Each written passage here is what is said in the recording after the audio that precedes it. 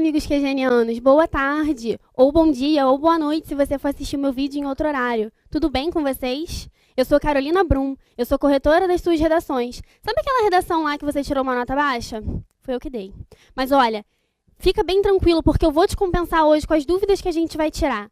Marina tá lá curtindo as férias dela e eu vim substituí-la hoje. Tudo bem? Então vamos lá?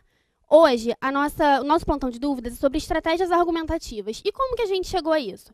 Nós, da equipe de linguagens, não somos lá muito bons com contas, mas nós fizemos uma pequena estatística e constatamos que as principais dúvidas e o assunto mais cobrado seria esse. Então, eu escolhi algumas questões que vão te ajudar, tudo bem?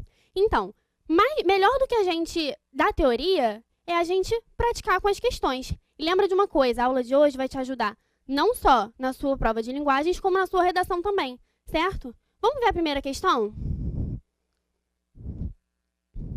Então, a gente tem aí um quadrinho, vocês estão vendo? E, na verdade, a gente tem uma bruxa com uma maçãzinha na mão e aí uma moça que fala não, obrigada. Então, a gente imagina que essa bruxa está lá oferecendo a maçã para a moça. Depois, a gente tem uma cobra fazendo uma menção aí, talvez uma intertextualidade à questão bíblica, né? Da cobra com a mesma maçã. E aí ela fala, não, obrigada. Depois, no terceiro quadrinho, a gente tem um senhor de terno e gravata e a mesma maçã na mão. E ele fala assim, com mais R$10 você ganha um celular. E aí, lá no final, eu não sei se você está conseguindo ver, ali atrás, ela está caída com uma maçãzinha no chão, e aí ele fala para a bruxa, questão de técnica, e ele faz uma pose assim, meio, sou muito bom, ajeitando a gravata, né? Mostrando aí que ele conseguiu fazer com que a moça comesse a maçã dele. Certo? E aí, mais uma intertextualidade, talvez com a questão da Branca de Neve, que ela come a maçã envenenada e desmaia. E aí, essa é uma questão do Enem de 2012. E aí, a gente tem a pergunta, que estratégia argumentativa, e aí, estratégia argumentativa, que é o tema da nossa aula de hoje, leva o personagem do terceiro quadrinho a persuadir sua interlocutora. Quem é a interlocutora? Seria essa moça, né? Normalmente, a pessoa com quem a gente fala. E aí a gente tem aqui uma palavra que talvez seja a palavra-chave dessa questão, que é persuadir. Volta para mim aqui rapidinho. Nesse momento, é importante a gente pensar numa diferenciação que acontece em algumas questões sobre a questão de convencer e persuadir, né? Quando a gente fala de convencer, a gente pensa em argumentos que apelem para a razão, que apelem para a inteligência, argumentos sólidos para convencer alguém. E quando a gente fala de persuasão, normalmente a gente pensa em argumentos que apelem mais para a emoção.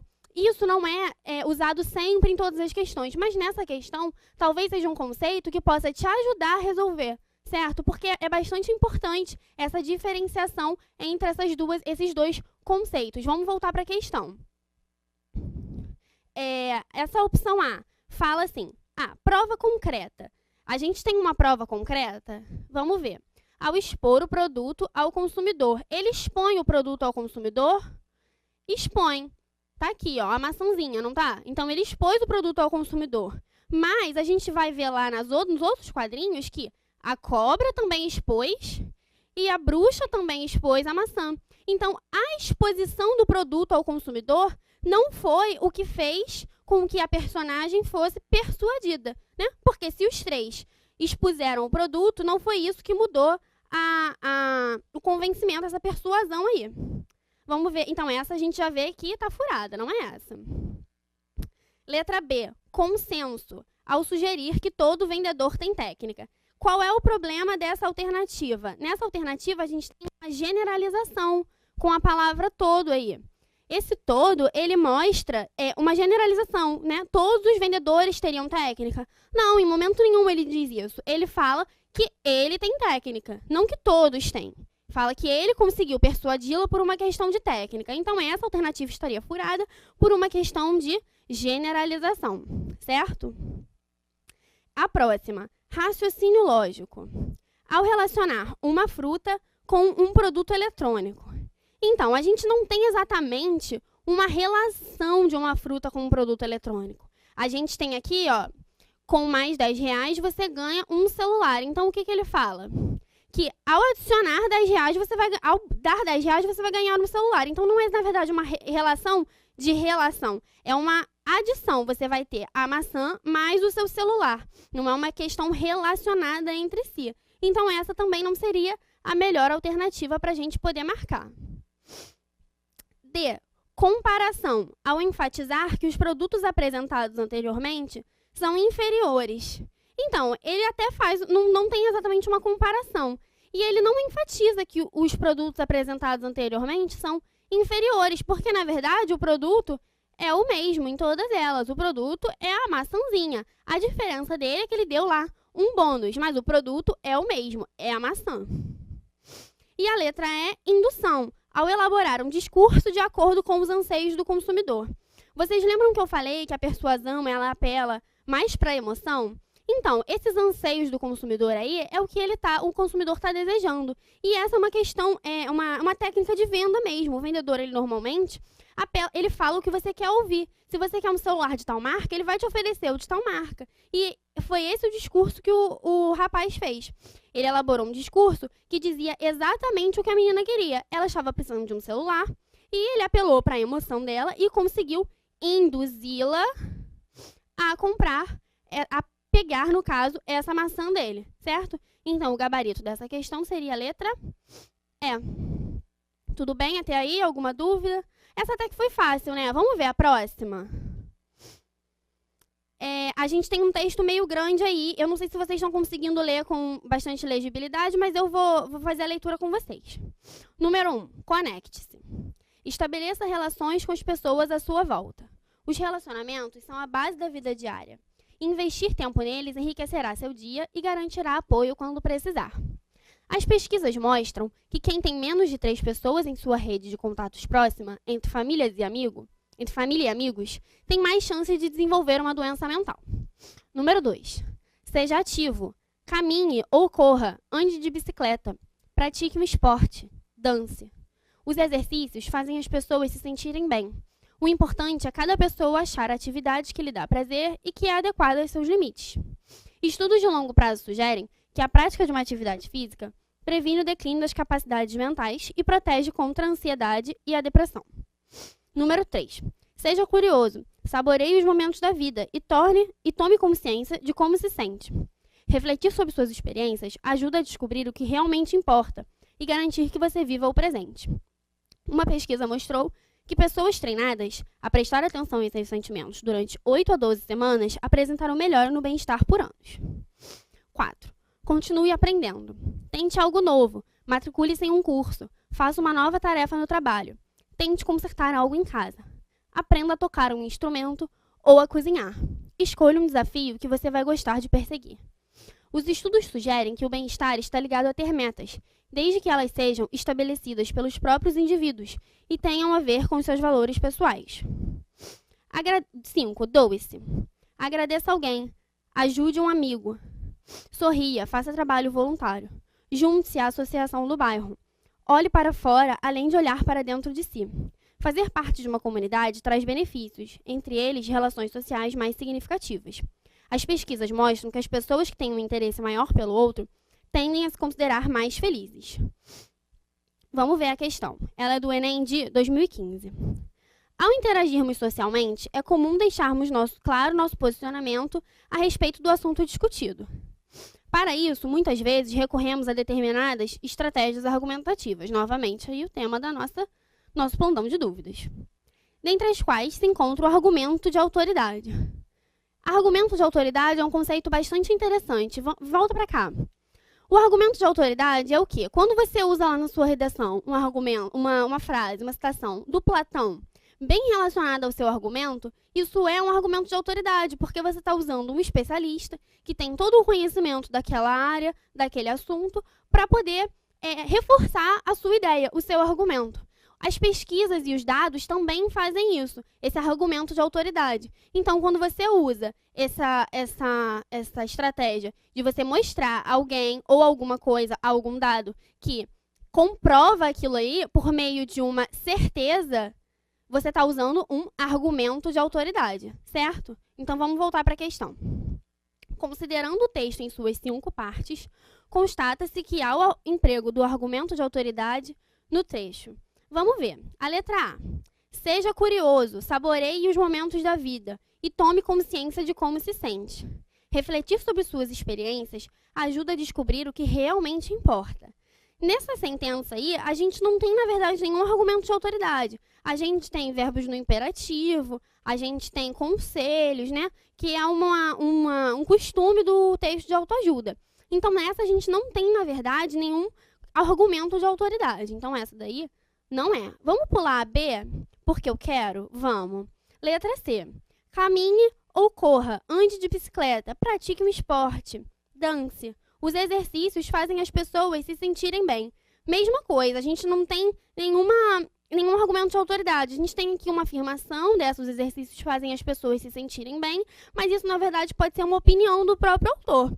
Não tem ninguém que diga assim, faz bem, com certeza, porque eu sei isso. Não tem nenhum argumento de autoridade, só uma afirmação. Letra D. Tente algo novo, matricule-se em um curso.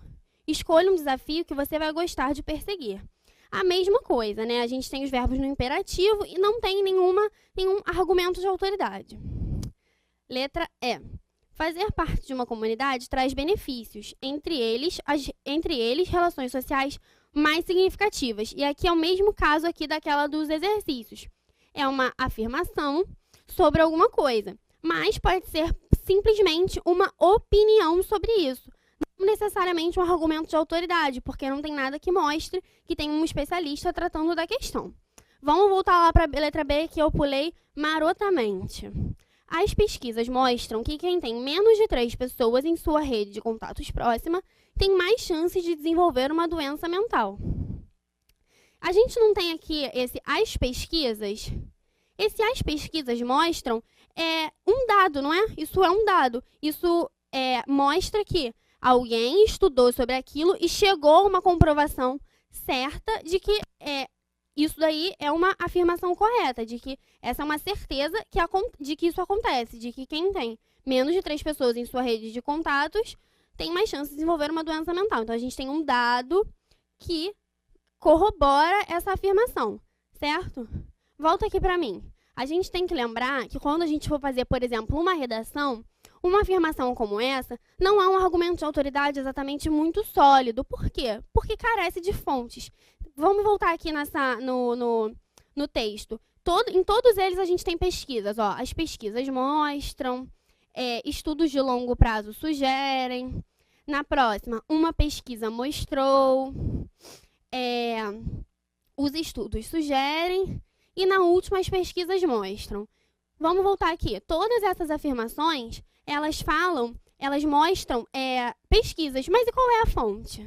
Qual é a fonte disso? Então, como argumentação numa redação, isso não seria lá muito sólido. Seria importante, talvez, você dizer quem foi o instituto que fez essa pesquisa, a fonte dessa pesquisa. Mas, em relação à resposta da nossa questão, ela seria a letra B, por causa desse argumento de autoridade mostrado pela pesquisa. Fala, a gente tem uma dúvida. A Daniela perguntou se numa redação o argumento de autoridade tem que vir no começo ou no desenvolvimento. Então, o argumento de autoridade, depende. O argumento de autoridade, como é que é o nome dela? Daniela. Daniela, olha só, o argumento de autoridade, se ele vier a serviço da sua argumentação, por exemplo, você fez lá o seu desenvolvimento todo e agora você quer comprovar isso. Aí você bota o seu argumento de autoridade no desenvolvimento. Talvez no final do parágrafo de desenvolvimento. Mas depende, se você quiser usar esse argumento de autoridade, na verdade, essa citação como interdisciplinaridade, porque é uma das competências, um dos critérios do Enem, aí você pode colocar na introdução ou na conclusão, no desenvolvimento, aí depende do que você quer fazer com esse argumento de autoridade. Se ele for elementos de interdisciplinaridade, ele pode ser em qualquer parte da redação. Se ele tiver a serviço da sua argumentação, você vai colocar no desenvolvimento. Por quê? Porque a sua argumentação, de fato, está só no desenvolvimento, não está na redação toda. Tudo bem? Respondi sua pergunta? Vamos lá. Vamos ver a próxima questão.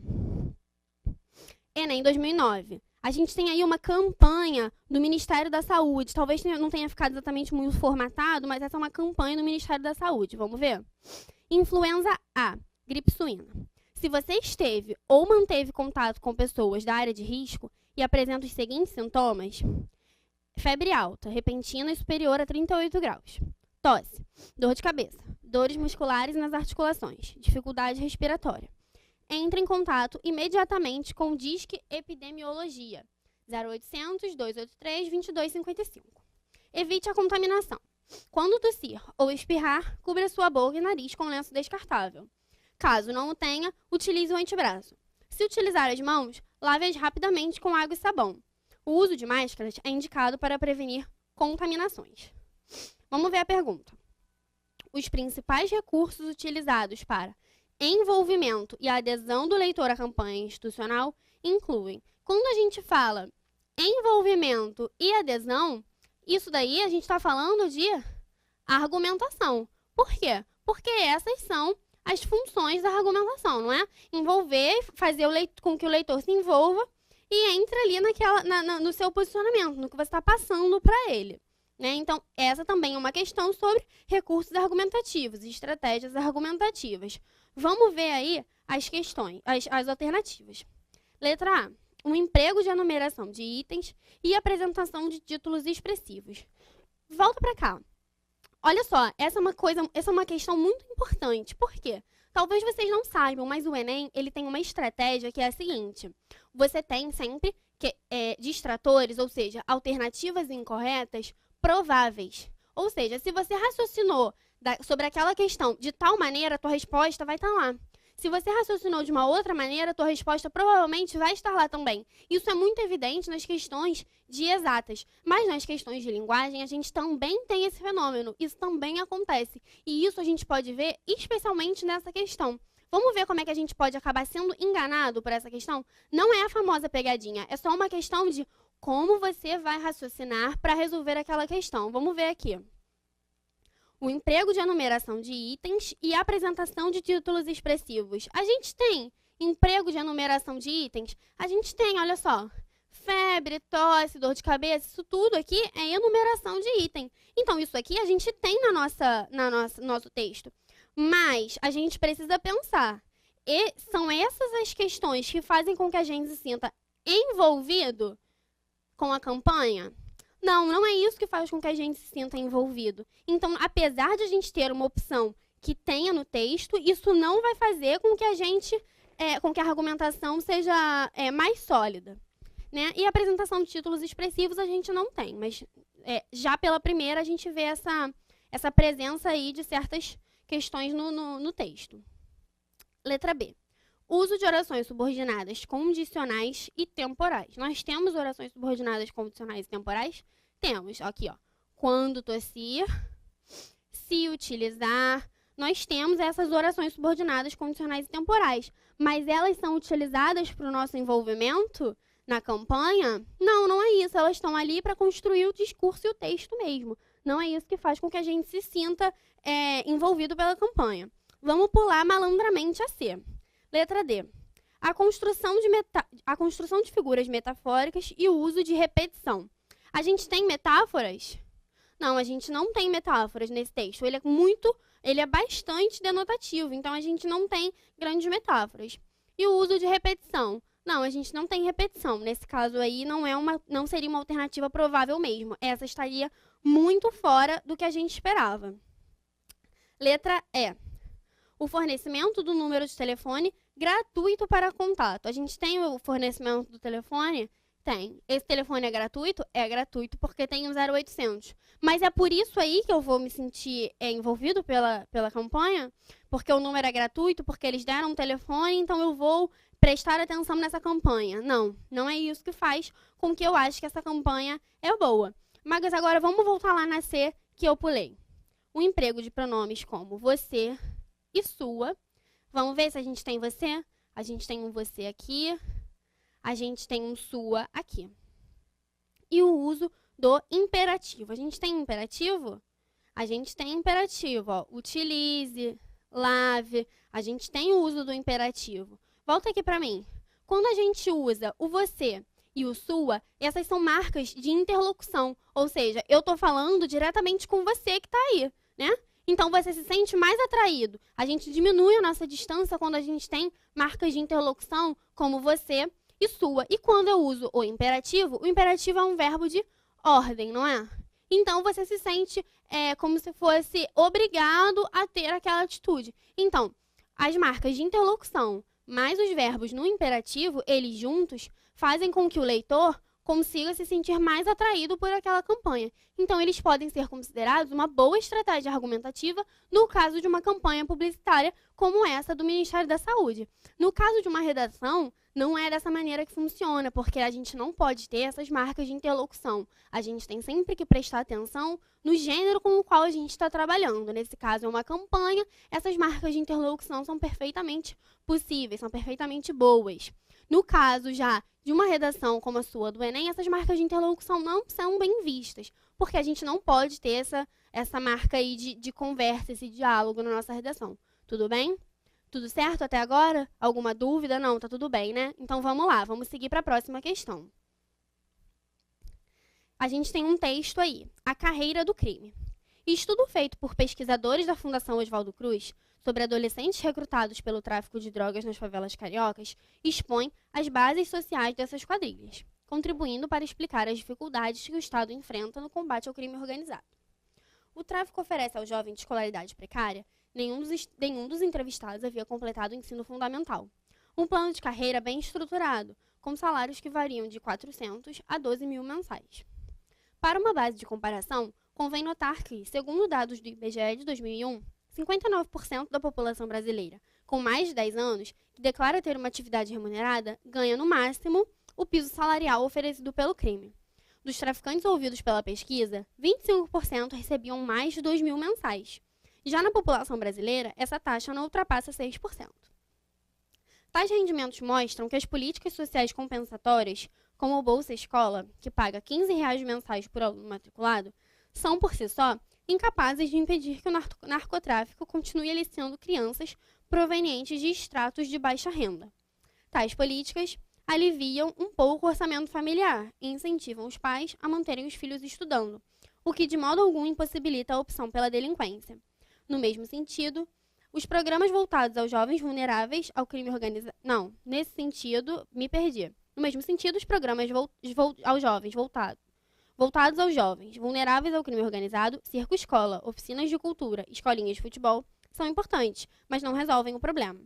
A única maneira de reduzir a atração exercida pelo tráfico é a repressão, que aumenta os riscos para os que escolhem esse caminho. Os rendimentos pagos aos adolescentes provam isso. Eles são elevados precisamente porque a possibilidade de ser preso não é desprezível. É preciso que o Executivo Federal e os estaduais desmontem as organizações paralelas erguidas pelas quadrilhas para que a certeza de punição elimine o fascínio dos salários do crime. Vamos ver a questão. É uma questão do Enem de 2010. No editorial, o autor defende a tese de que as políticas sociais que procuram evitar a entrada dos jovens no tráfico não terão chance de sucesso enquanto a remuneração oferecida pelos traficantes for tão mais compensatória que aquela oferecida pelos programas do governo. Quando a gente fala de tese, a gente está falando de posicionamento, não é? A tese, posicionamento. A tese é o posicionamento que você adquire em relação àquele tema. Na sua redação, você faz uma tese lá na introdução. Nesse caso, a tese do autor é essa aqui que eu acabei de ler. Para comprovar sua tese, o autor apresenta, vamos lá, letra A, instituições que divulgam o crescimento de jovens no crime organizado. Ele divulga instituições... Ele mostra instituições que divulgam o crescimento do crime organizado? Não, porque, na verdade, essa instituição aqui, ela divulga quais são as bases sociais das pessoas que entram, desses adolescentes que entram no crime. Na verdade, o que ele fala aqui que as instituições divulgam o crescimento de jovens no crime. Não é isso que faz. Ela divulga a base social desses meninos. Vamos lá. Sugestões que ajudam a reduzir a atração exercida pelo crime organizado. Ele dá sugestões que ajudam a reduzir a atração? Não, ele não dá sugestões que ajudam a reduzir a atração. A sugestão que ele dá é essa daqui, ó, quer ver? A única maneira de reduzir a atração exercida pelo tráfico é a repressão. Então, a sugestão que ele dá, na verdade, é a repressão. Ele acha que as pessoas têm que ser reprimidas, não que isso vai reduzir a atração. Não, ele vai só reprimir quem é atraído. C. políticas sociais que impedem o aliciamento de crianças no crime organizado. Ele até mostra aqui, ó, as políticas sociais. A Bolsa Escola aqui, ó, Bolsa Escola. Ele fala do Circo Escola, oficinas de cultura. Mas o que ele fala aqui, ó? Que não resolvem o problema, certo? Ele fala que não resolvem o problema. Então, se não resolvem o problema, elas não impedem o aliciamento de crianças, certo? Então, essa também não seria a mais adequada. Letra D. Pesquisadores que se preocupam com os jovens envolvidos no crime organizado. A gente tem pesquisadores que se preocupam? Provavelmente a gente tem, porque se os pesquisadores decidiram fazer uma pesquisa para descobrir as bases sociais desses meninos, é porque eles se preocupam. Mas aí vem aquilo que eu falei do raciocínio provável. Isso é o que faz com que ele comprove a tese? Não, a comprovação da tese não é essa. Esse, na verdade, é o ponto de partida da argumentação dele. É por onde ele começa o texto, por esse estudo. Isso não comprova a tese dele. Na verdade, a comprovação da tese dele vem por meio de números. Vou mostrar para vocês, ó. Números que comparam os valores pagos entre os programas de governo e o crime organizado. Olha só esse parágrafo. Para ter uma base de comparação, convém notar que, segundo dados do IBGE, 59% da população que declara ter uma atividade remunerada ganha, no máximo, o piso salarial oferecido pelo crime. Então, volta aqui, ó. Olha só. A população, como é que ele fala? A população, 59% da população que tem uma atividade remunerada, o máximo que ganha é o mínimo que o crime paga, certo? Então, essas pessoas, elas preferem ser aliciadas pelo crime para ganharem o mínimo que o máximo que uma pessoa trabalhando ganha, certo? Volta para a questão aqui. Então, esse parágrafo aqui mostra que essa é a comprovação, certo? Porque se as pessoas ganham no máximo o piso oferecido pelo crime, isso comprova a tese dele de que as políticas sociais que procuram não terão chance de sucesso enquanto a remuneração oferecida pelos traficantes for tão mais compensatória. Então, enquanto os traficantes oferecerem muito dinheiro para essas pessoas, as políticas sociais não vão ter eficiência, porque a remuneração do traficante é muito mais compensatória. Tudo bem? Vamos lá? Tudo bem até aí? Alguma dúvida? Tudo certo? Não? Vamos passar para a próxima questão, então, que a gente já está com o tempo quase esgotando. Vamos lá. Enem 2012. Não somos tão especiais.